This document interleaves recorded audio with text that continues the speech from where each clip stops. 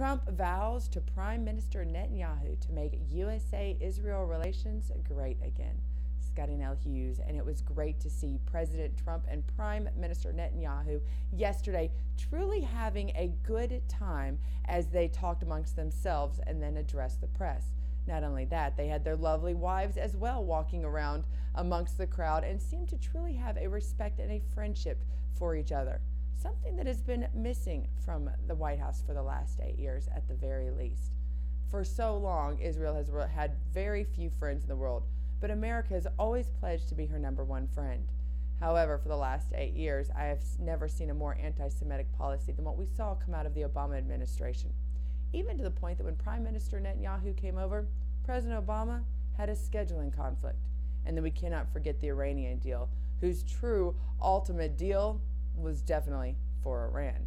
Even those people who say that the deal is a good thing will admit that when it expires in 10 to 15 years, it will probably leave Tehran a chance to build a bomb. That's not a good thing, and we know who that bomb's going to be first aimed at.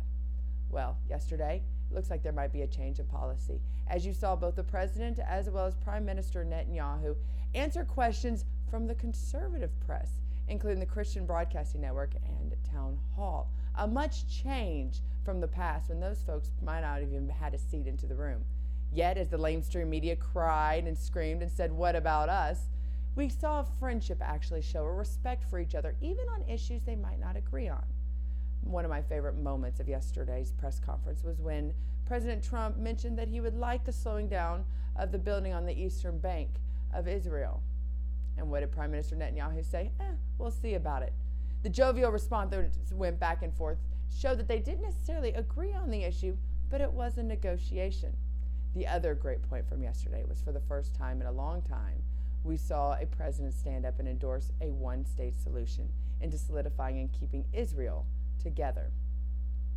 How can you not be more pro-Israel than saying, no, we don't need to continue chipping away? Because every single time that a piece of Israel was given away to the Palestinians, there was never ever peace brought. You can't consider it to be peace right now. And in this whole Middle East, where there's so much land that goes to all the Arabs, all the Muslims, all Israel is asking for is the area that they rightfully earned and the rightfully won. What is so wrong with that? And yet we've had a president for far way too long decide that he would take the sides of the Palestinians rather than the side of Israel.